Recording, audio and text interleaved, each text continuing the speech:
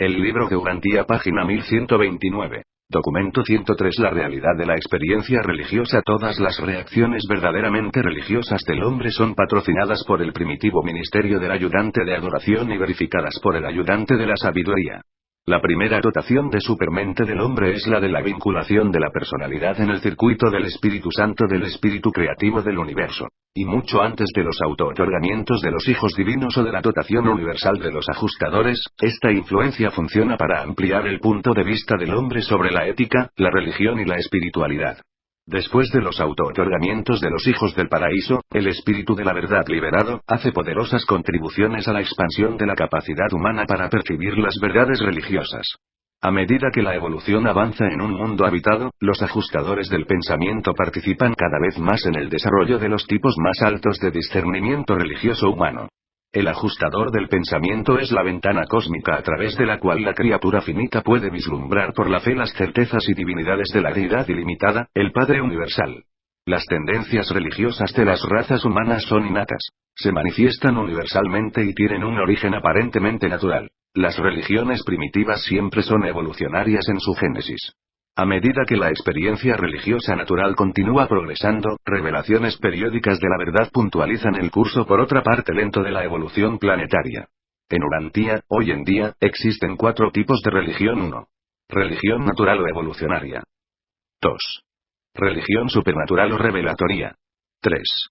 Religión práctica o corriente, una mezcla en grados variables de la religión natural y la supernatural. 4. Religiones filosóficas, doctrinas teológicas hechas por el hombre o razonadas filosóficamente y religiones creadas por la razón. 1. La filosofía de la religión. La unidad de la experiencia religiosa de un grupo social o racial deriva de la naturaleza idéntica del fragmento de Dios que reside en el individuo. Es esta parte divina en el hombre la que origina su interés altruista en el bienestar de los demás. Pero puesto que la personalidad es única, no hay 2 mortales idénticos, inevitablemente ocurre que no hay 2 seres humanos que puedan interpretar en forma similar las tendencias e impulsos del espíritu de la divinidad que vive en su mente. Un grupo de mortales puede experimentar la unidad espiritual, pero no podrán jamás llegar a una uniformidad filosófica. Y esta diversidad de interpretación del pensamiento religioso y de la experiencia se ilustra por el hecho de que los teólogos y filósofos del siglo XX han formulado más de 500 definiciones distintas de la religión.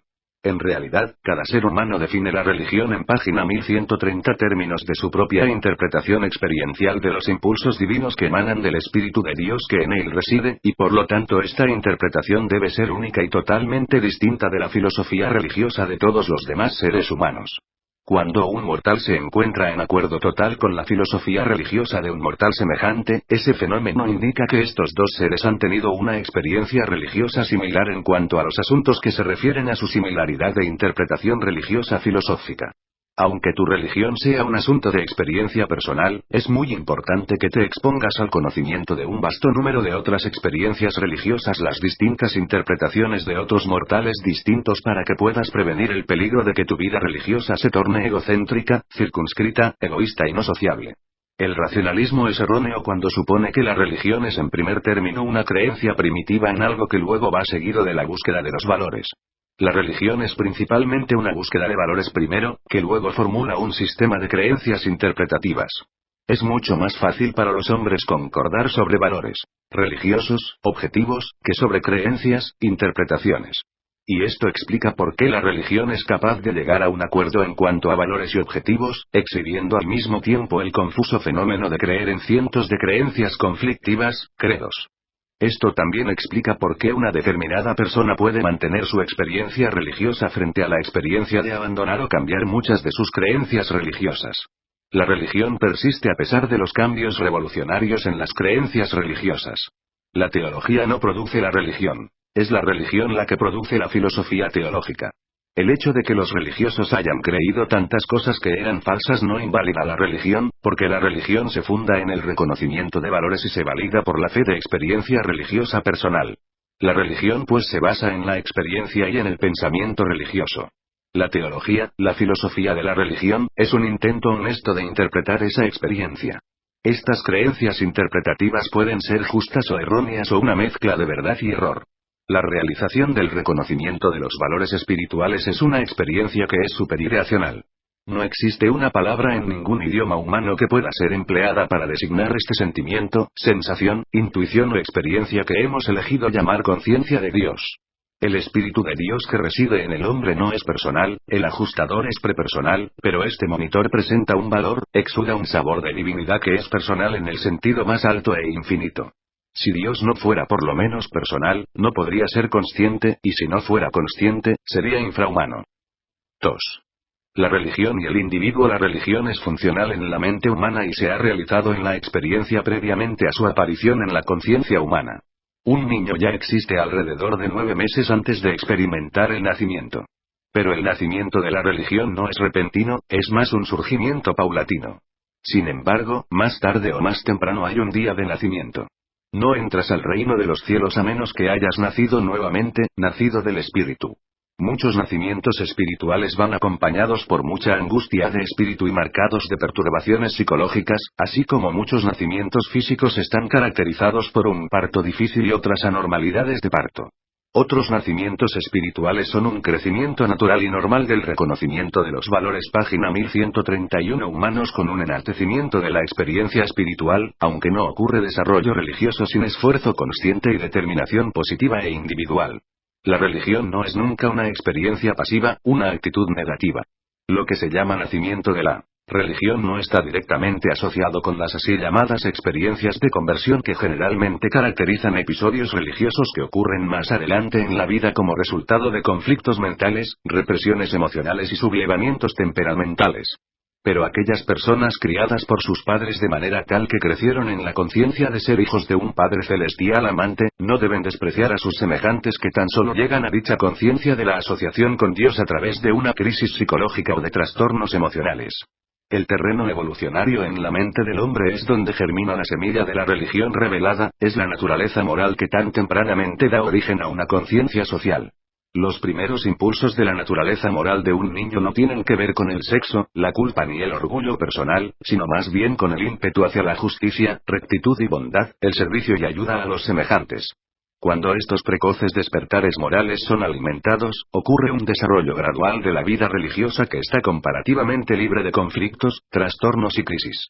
Todo ser humano experimenta muy tempranamente algo del conflicto entre sus impulsos egoístas y sus impulsos altruistas, y muchas veces se llega a la primera experiencia de la conciencia de Dios como resultado de buscar una ayuda superhumana en la tarea de resolver dichos conflictos morales. La psicología de un niño es naturalmente positiva, no negativa. Tantos mortales son negativos porque así fueron educados. Cuando se dice que el niño es positivo se hace referencia a sus impulsos morales, a esos poderes de la mente cuyo surgir señala la llegada del ajustador del pensamiento. En ausencia de enseñanzas erróneas, la mente del niño normal se mueve en forma positiva, en el surgir de la conciencia religiosa, hacia la rectitud moral y el ministerio social, en vez de moverse negativamente, alejándose del pecado y de la culpa.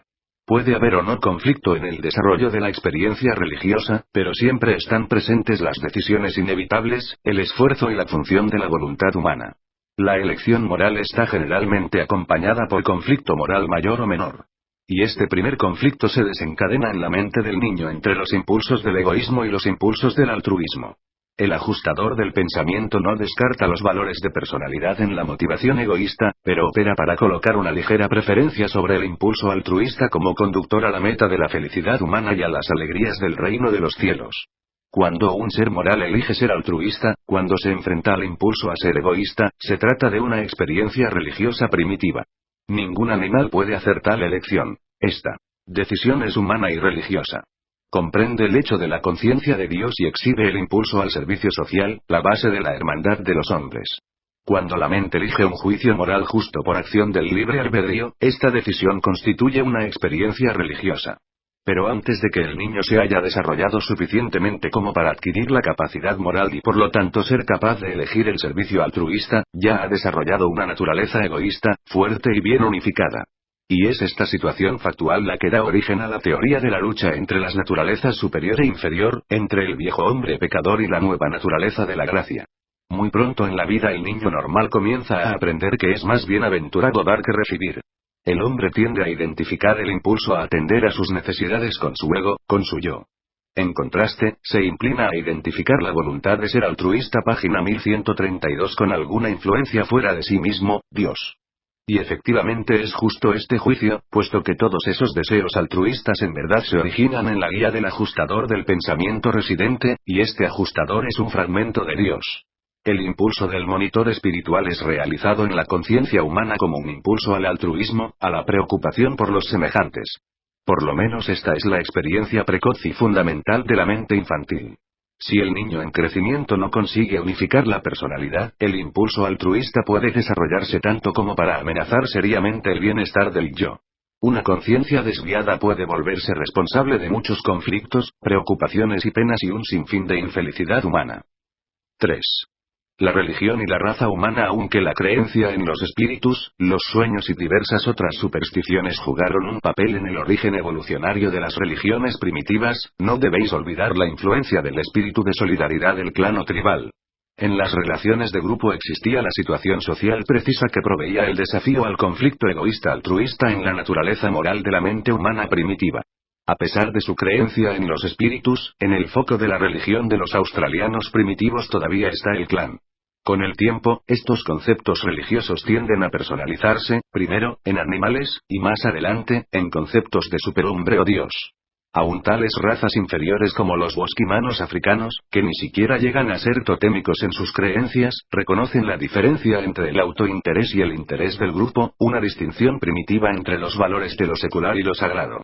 Pero el grupo social no es la fuente de la experiencia religiosa.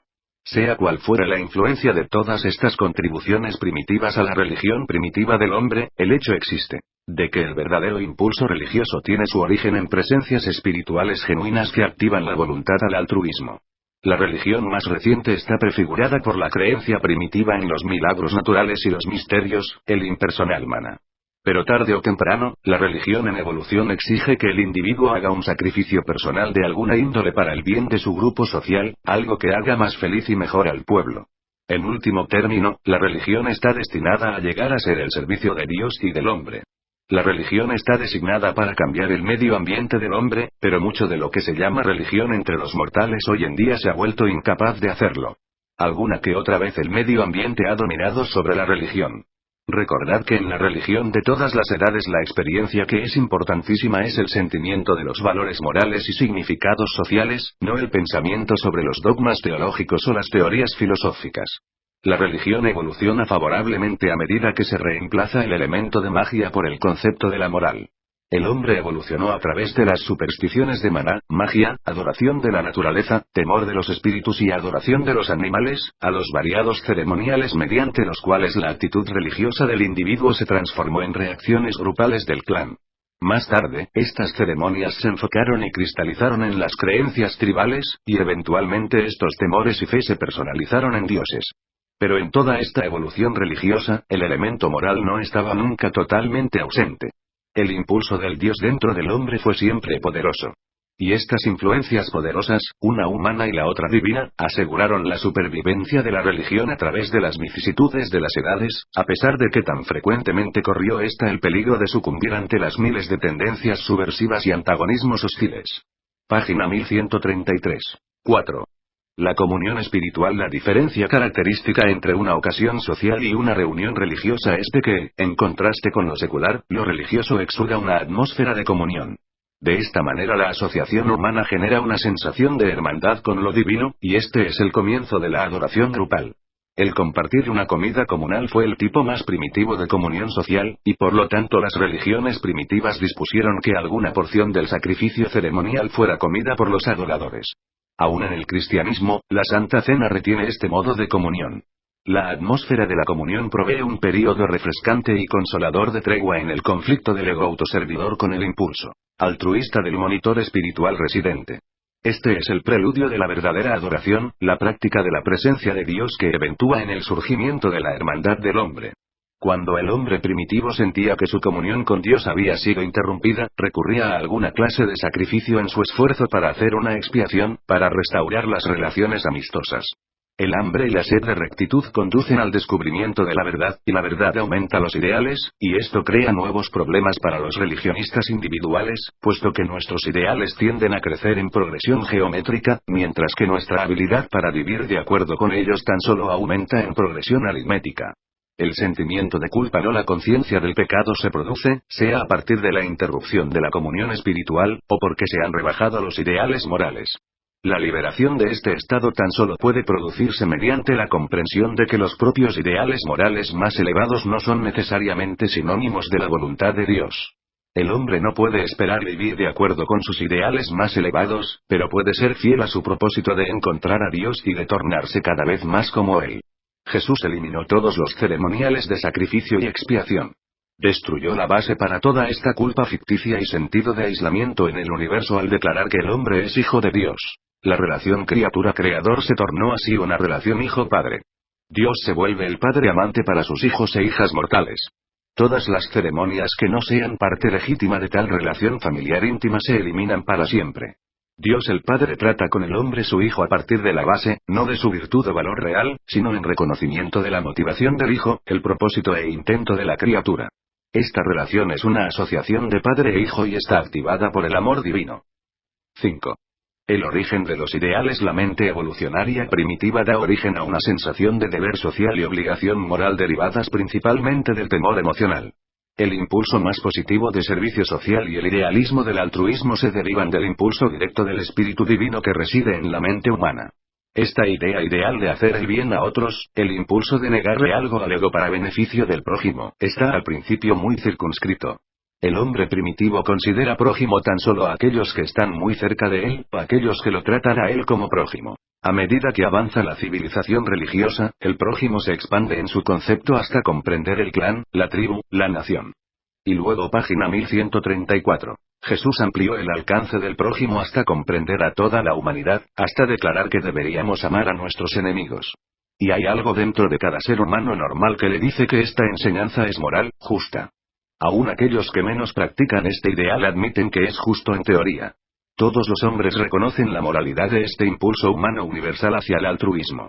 El humanista adscribe el origen de este impulso al funcionamiento natural de la mente material. El religionista reconoce más correctamente que el impulso verdaderamente altruista de la mente mortal es en respuesta a la guía espiritual interior del ajustador del pensamiento.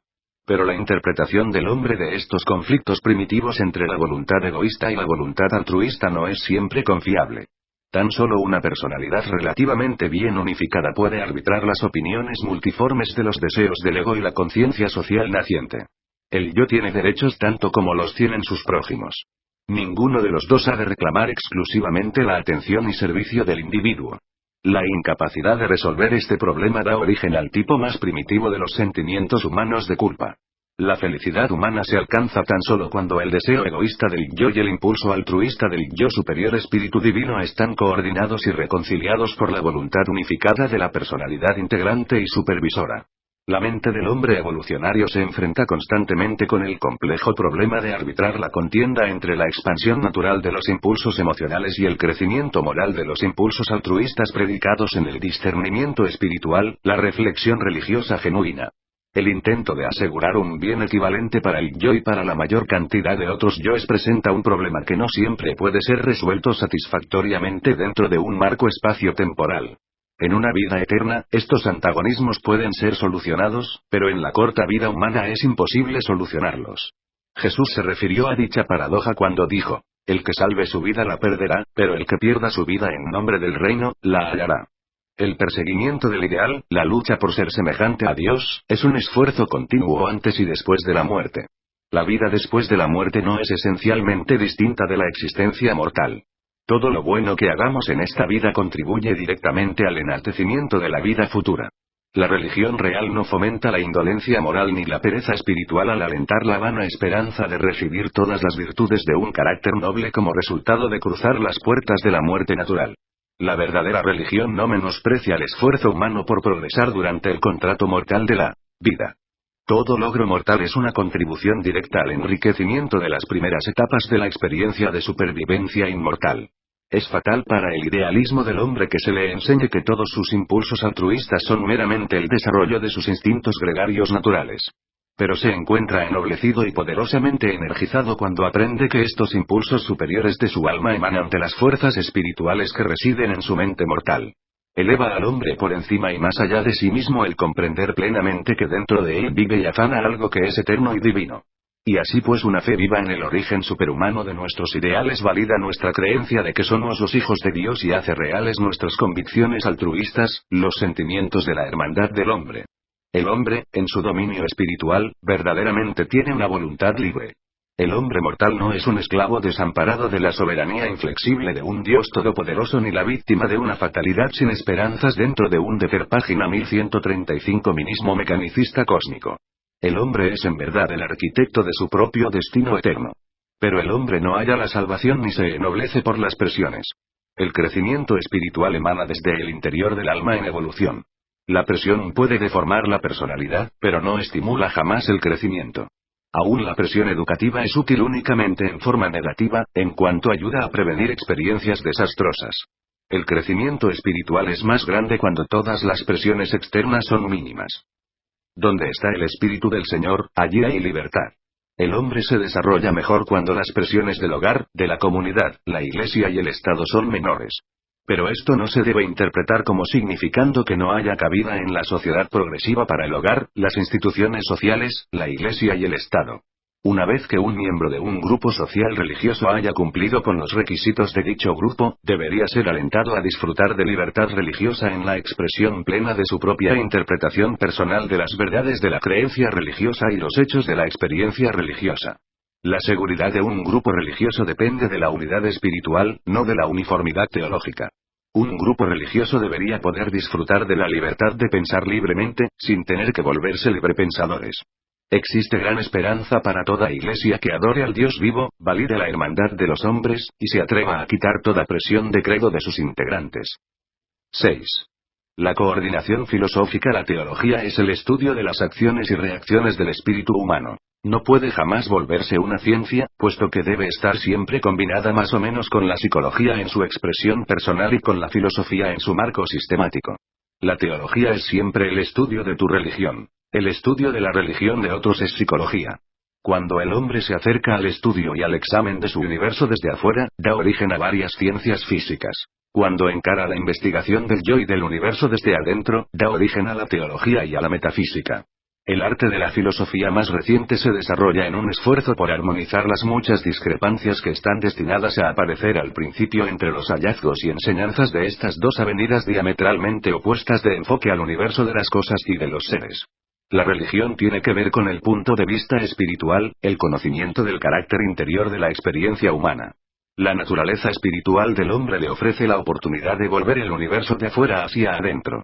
Por lo tanto, es verdad que, vista exclusivamente desde el interior de la experiencia de la personalidad, toda creación parece ser espiritual en su naturaleza.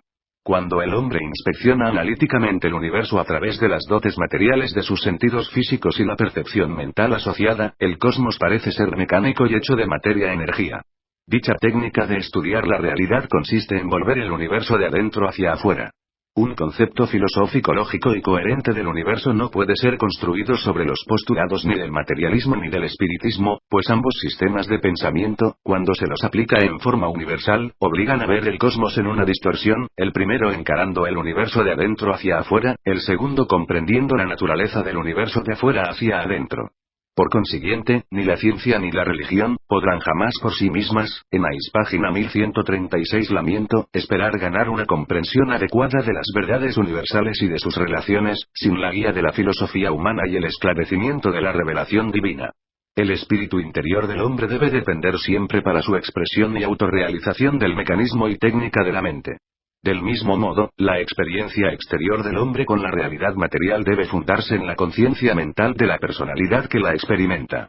Por lo tanto, las experiencias humanas espirituales y materiales, interiores y exteriores, están siempre correlacionadas con la función de la mente y condicionadas, en cuanto a su comprensión consciente, por la actividad de la mente.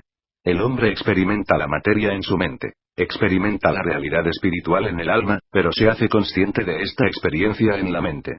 El intelecto es el armonizador, el condicionador y calificador constante de la suma total de la experiencia mortal. Tanto las cosas energía como los valores espirituales están coloreados por su interpretación a través del medio mental de la conciencia. Vuestra dificultad para llegar a una coordinación más armoniosa entre la ciencia y la religión se debe a vuestra total ignorancia de la existencia intermedia del reino del mundo morontial de cosas y seres. El universo local consiste en 3 grados, o etapas, de manifestación de la realidad materia, morontía y espíritu. El ángulo morontial de enfoque borra toda divergencia entre los hallazgos de las ciencias físicas y el funcionamiento del espíritu de la religión. La razón es la técnica de comprensión de las ciencias. La fe es la técnica de discernimiento de la religión. Mota es la técnica del nivel morontial. Mota es una sensibilidad supermaterial a la realidad que está comenzando a compensar el crecimiento incompleto, y su sustancia es el conocimiento razón y su esencia a fe discernimiento. Mota es una reconciliación superfilosófica de la percepción divergente de la realidad que no es obtenible para las personalidades materiales. Está basada en parte sobre la experiencia de haber sobrevivido la vida material en la carne. Pero muchos mortales han reconocido que es deseable tener algún método de reconciliación de la interrelación entre los vastamente separados dominios de la ciencia y la religión. Y la metafísica es el resultado del vano intento del hombre por salvar este abismo bien reconocido. Pero la metafísica humana ha demostrado ser más desconcertante que esclarecedora. La metafísica representa un esfuerzo bien intencionado pero fútil del hombre por compensar la ausencia de la mota de morontía. La metafísica ha resultado ser un fracaso. La mota, el hombre no puede percibirla. La revelación es la única técnica que puede compensar por la ausencia de la sensibilidad a la verdad de mota en un mundo material. La revelación aclara en forma determinada la mezcla de metafísica desarrollada por la razón en una esfera evolucionaria. La ciencia es el intento del hombre de estudiar su medio ambiente físico, el mundo de la energía materia. La religión es la experiencia del hombre con el cosmos de los valores espirituales. La filosofía ha sido desarrollada por el esfuerzo de la mente del hombre para organizar y correlacionar los hallazgos de estos conceptos vastamente separados en algo que se parezca a una actitud razonable y unificada hacia el cosmos. La filosofía, aclarada por la revelación, funciona aceptablemente en ausencia de mota, y cuando la metafísica, que la razón del hombre ha creado en sustituto de mota, se derrumba y fracasa. El hombre primitivo no diferenciaba entre el nivel energético y el nivel espiritual. Fueron la raza violeta y sus sucesores anditas quienes en primer término intentaron divorciar lo matemático de lo volicional. Cada vez más el hombre civilizado ha seguido los pasos de los primeros griegos y sumerios, quienes distinguieron entre lo inanimado y lo animado. A medida que la civilización progresa, la filosofía tendrá que arrojar puentes sobre los abismos cada vez más grandes entre página 1137 el concepto del espíritu y el concepto de la energía. Pero en el tiempo del espacio estas divergencias son una en el supremo.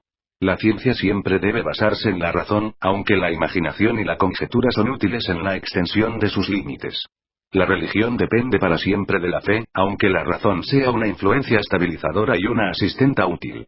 Siempre ha habido, y siempre habrá, interpretaciones confusas de los fenómenos tanto del mundo natural como del mundo espiritual, ciencias y religiones falsamente llamadas así. Basado en su comprensión incompleta de la ciencia, su leve captación de la religión, y sus intentos abortivos en cuanto a la metafísica, el hombre ha intentado construir sus formulaciones de filosofía. El hombre moderno verdaderamente construiría una filosofía valiosa y atractiva de sí mismo y de su universo si no fuese por la ruptura de su conexión metafísica importantísima e indispensable entre los mundos de la materia y del espíritu, el fracaso de la metafísica para tender un puente sobre el abismo morontial entre lo físico y lo espiritual. El hombre mortal no tiene el concepto de mente y materia morontiales, y la revelación es la única técnica para restaurar esta deficiencia en los datos conceptuales que el hombre tan urgentemente necesita para poder construir una filosofía lógica del universo y llegar a una comprensión satisfactoria de su lugar seguro y establecido en ese universo. La revelación es la única esperanza del hombre evolucionario por tender un puente sobre el abismo morontial. La fe y la razón, sin ayuda de Mota, no pueden concebir ni construir un universo lógico. Sin la visión de Mota, el hombre mortal no puede discernir la bondad, el amor y la verdad en los fenómenos del mundo material. Cuando la filosofía del hombre se inclina intensamente hacia el mundo de la materia, se vuelve racionalista o naturalista. Cuando la filosofía se inclina particularmente hacia el nivel espiritual, se vuelve idealista o aún mística. Cuando la filosofía es tan desafortunada como para inclinarse hacia la metafísica, infaliblemente se vuelve escéptica, confusa. En eras pasadas, la mayor parte del conocimiento del hombre y de sus evaluaciones intelectuales ha caído en una de estas 3 distorsiones de percepción. La filosofía no se atreve a proyectar sus interpretaciones de la realidad en la forma lineal de la lógica. No debe fallar nunca en tomar en cuenta la simetría elíptica de la realidad y la curvatura esencial de todos los conceptos de relación. La filosofía más elevada obtenible por el hombre mortal debe estar basada lógicamente en la razón de la ciencia, la fe de la religión, y el discernimiento de la verdad ofrecido por la revelación. Mediante esta unión el hombre puede compensar de algún modo su fracaso en desarrollar una metafísica adecuada y por su incapacidad para comprender la mota de Morontía. 7. La ciencia y la religión. La ciencia está sostenida por la razón, la religión por la fe. La fe, aunque no esté basada en la razón, es razonable. Aunque independiente de la lógica, está sin embargo alentada por una lógica sólida. La fe no puede ser alimentada ni siquiera por una filosofía ideal. En efecto es, con la ciencia, la fuente misma de dicha filosofía. La fe, el discernimiento religioso humano, tan solo puede ser instruida en forma segura por la revelación, puede ser seguramente elevada tan solo por la experiencia mortal personal con la presencia espiritual ajustadora del Dios que es espíritu.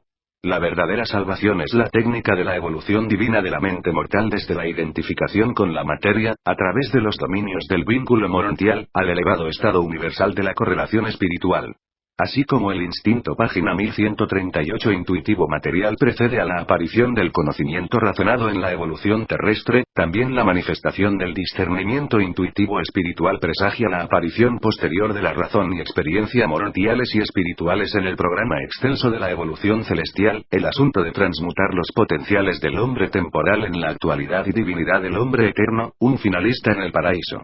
Pero a medida que el hombre ascendente se acerca interiormente y hacia el paraíso buscando la experiencia con Dios, del mismo modo se acercará hacia afuera y hacia el espacio buscando la comprensión energética del cosmos material.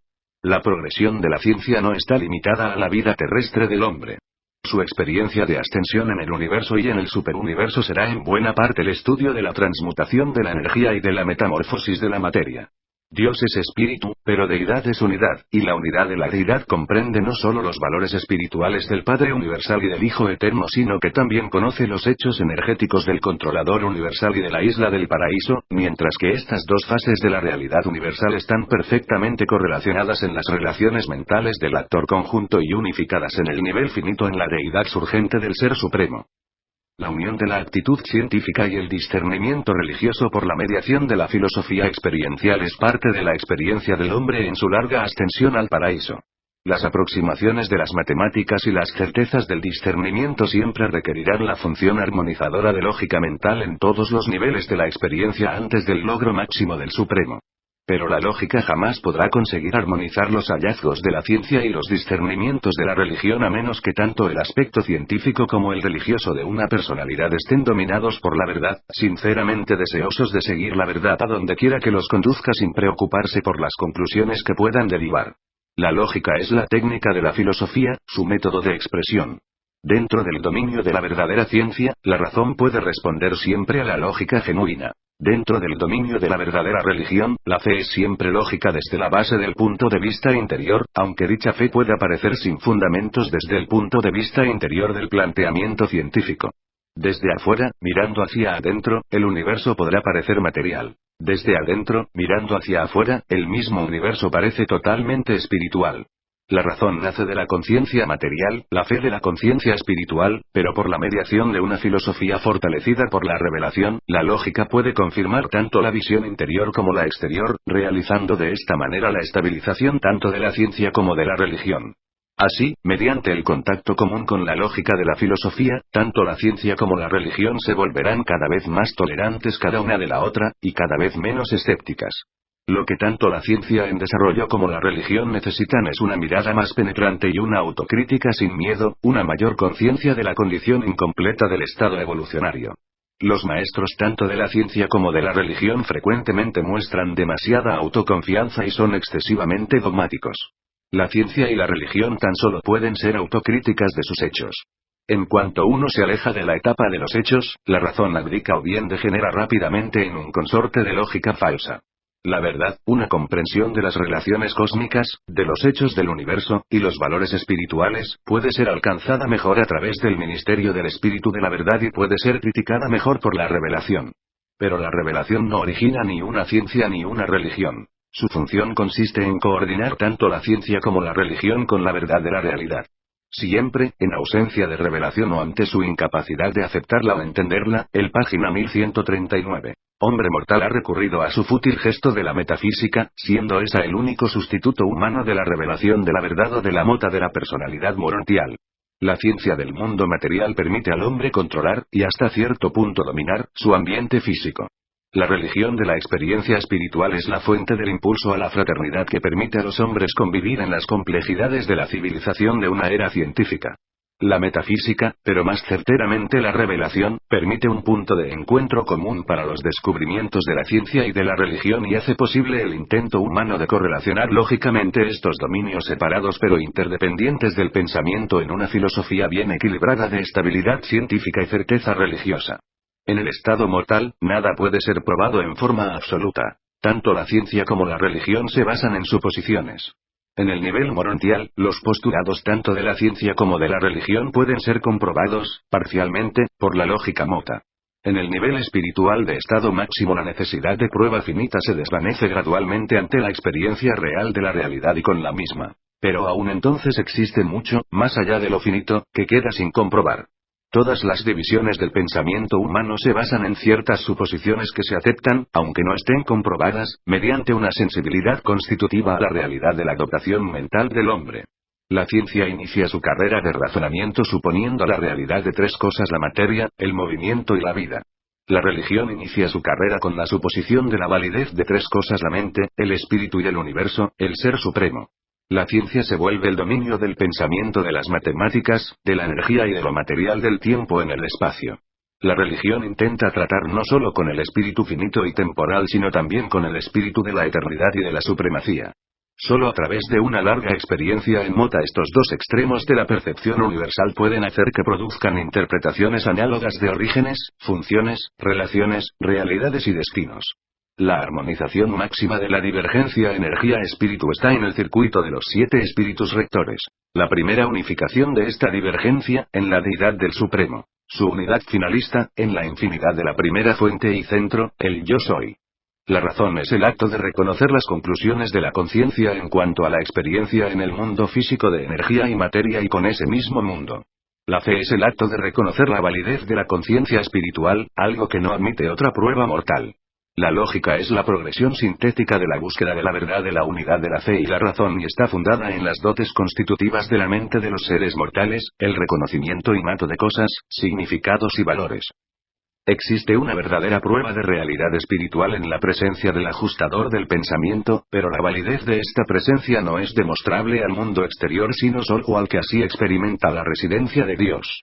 La conciencia del ajustador se basa en la recepción intelectual de la verdad, la percepción supermental de la bondad, y la motivación de la personalidad al amor. La ciencia descubre el mundo material, la religión lo evalúa, y la filosofía intenta interpretar sus significados mientras coordina el punto de vista material científico con el concepto religioso espiritual. Pero la historia es el dominio en el que la ciencia y la religión tal vez no lleguen nunca a concordar totalmente. Página 1140. 8. La filosofía y la religión, aunque tanto la ciencia como la filosofía pueden suponer la probabilidad de Dios mediante su razón y lógica, solo la experiencia religiosa personal de un hombre conducido por el espíritu puede afirmar la certeza de dicha deidad suprema y personal. Mediante la técnica de tal encarnación de la verdad viva, la hipótesis filosófica de la probabilidad de Dios se vuelve una realidad religiosa. La confusión sobre la experiencia de la certidumbre de Dios surge de las interpretaciones y relaciones poco similares de esa experiencia por parte de los distintos individuos y de las diversas razas de los hombres. La experiencia de Dios puede ser totalmente válida, pero la disertación sobre Dios, siendo intelectual y filosófica, es divergente y a menudo confusamente falaz. Un hombre bueno y noble puede estar totalmente enamorado de su esposa pero ser completamente incapaz de pasar en forma satisfactoria un examen escrito sobre la psicología del amor conyugal. Otro hombre, con muy poco amor o ninguno por su esposa, puede pasar el mismo examen aceptablemente. La imperfección del discernimiento del amante en la verdadera naturaleza del ser amado no invalida en lo más mínimo la realidad o la sinceridad de su amor. Si crees sinceramente en Dios, por la fe lo conoces y lo amas, no permitas que la realidad de dicha experiencia sea de ninguna manera disminuida o subtraída por las insinuaciones dudosas de la ciencia, las especulaciones de la lógica, los postulados de la filosofía, o las astutas sugerencias de almas bien intencionadas que quieren crear una religión sin Dios. La certidumbre del religionista que conoce a Dios no debería ser alterada por la incertidumbre del materialista incrédulo. Por el contrario, la incertidumbre del no creyente debería ser poderosamente desafiada por la profunda fe y la certidumbre inconmovible del creyente experiencial. La filosofía, para servir mejor a la ciencia y la religión, debe evitar los extremos tanto del materialismo como del panteísmo. Solo una filosofía que reconozca la realidad de la personalidad, la permanencia en la presencia del cambio, puede ser de valor moral para el hombre, puede servir de enlace entre las teorías de la ciencia material y de la religión espiritual. La revelación es la compensación de la fragilidad de la filosofía en evolución. 9. La esencia de la religión. La teología trata del contenido intelectual de la religión, la metafísica revelación de los aspectos filosóficos. La experiencia religiosa es el contenido espiritual de la religión. A pesar de los caprichos mitológicos y de las ilusiones psicológicas del contenido intelectual de la religión, las suposiciones metafísicas erróneas y las técnicas de autoengaño, las distorsiones políticas y las perversiones socioeconómicas del contenido filosófico de la religión, la experiencia espiritual de la religión personal permanece genuina y válida. La religión tiene que ver con el sentimiento, la actuación, y el vivir, no meramente con el pensar. El proceso de pensar está más estrechamente vinculado con la vida material y debería ser dominado en su mayor parte, pero no totalmente, por la razón y los hechos de la ciencia y, en sus alcances no materiales hacia los página 1141 dominios espirituales, por la verdad. Aunque la propia teología sea ilusoria y errónea, la propia religión puede ser totalmente genuina y eternamente verdadera. El budismo en su forma original es una de las mejores religiones sin Dios que hayan surgido a lo largo de la historia evolucionaria de Urantia, aunque, en la forma en que esta fe se desarrolló, no permaneció sin Dios. La religión sin fe es una contradicción. Sin Dios, una contradicción filosófica y un absurdo intelectual. La paternidad mágica y mitológica de la religión natural no invalida la realidad y verdad de las religiones revelatorias posteriores y el profundo evangelio salvador de la religión de Jesús. La vida de Jesús y sus enseñanzas finalmente libraron a la religión de las supersticiones de la magia, las ilusiones de la mitología, y la esclavitud del dogmatismo tradicional. Pero esta primitiva magia y mitología prepararon efectivamente el terreno para una religión superior y más reciente, suponiendo la existencia y realidad de valores y seres supermateriales. Aunque la experiencia religiosa es un fenómeno subjetivo puramente espiritual, dicha experiencia comprende una actitud positiva y de fe viviente hacia los más altos dominios de la realidad objetiva del universo. El ideal de la filosofía religiosa es tal fe confianza que pueda conducir al hombre a depender sin condiciones del amor absoluto del Padre infinito del universo de los universos. Tal experiencia religiosa genuina trasciende en mucho la objetivación filosófica del deseo idealista. En efecto, toma a la salvación como cosa normal y se preocupa tan solo por aprender y hacer la voluntad del Padre en el paraíso. Las marcas de dicha religión son fe en una deidad suprema, esperanza de supervivencia eterna, y amor, especialmente hacia el prójimo. Cuando la teología domina la religión muere. Se torna una doctrina en vez de una vida. La misión de la teología consiste meramente en facilitar la autoconciencia de la experiencia personal espiritual. La teología constituye el esfuerzo religioso de definir, aclarar, exponer y justificar las declaraciones experienciales de la religión que, en último análisis, tan solo pueden ser validadas por la fe viviente. En la filosofía más elevada del universo, la sabiduría, como la razón, se alía a la fe. La razón, la sabiduría y la fe son los logros más elevados del hombre. La razón lleva al hombre al mundo de los hechos, de las cosas. La sabiduría le presenta el mundo de la verdad, de las relaciones. La fe le abre la puerta al mundo de la divinidad, la experiencia espiritual. La fe lleva voluntariamente a la razón hasta donde ésta puede llegar, y luego sigue con la sabiduría hasta el límite filosófico total. Finalmente se atreve a lanzarse en un viaje universal sin límites ni fin acompañada tan solo por la verdad. La ciencia al conocimiento se funda en la suposición inherente espíritu ayudante de que la razón es válida, de que el universo puede ser comprendido. La filosofía comprensión coordinada se funda en la suposición inherente espíritu de sabiduría de que la sabiduría es válida, de que el universo material puede ser coordinado con el espiritual. La religión, la verdad de la experiencia espiritual personal se funda en la suposición inherente ajustador del pensamiento de que la fe es válida, de que Dios puede ser conocido y alcanzado. La plena realización de la realidad de la vida mortal consiste en un deseo progresivo de creer en estas suposiciones de la razón, la sabiduría y la fe. Dicha vida está motivada por la verdad y dominada por el amor. Y estos son los ideales de realidad cósmica objetiva cuya existencia no puede ser demostrada en forma material. Página 1142. Cuando la razón reconoce el bien y el mal, exhibe sabiduría. Cuando la sabiduría elige entre el bien y el mal, entre la verdad y el error, demuestra ser guiada por el espíritu. Y de esta manera las funciones de la mente, el alma y el espíritu están unidas estrechamente por siempre y funcionalmente intersociadas.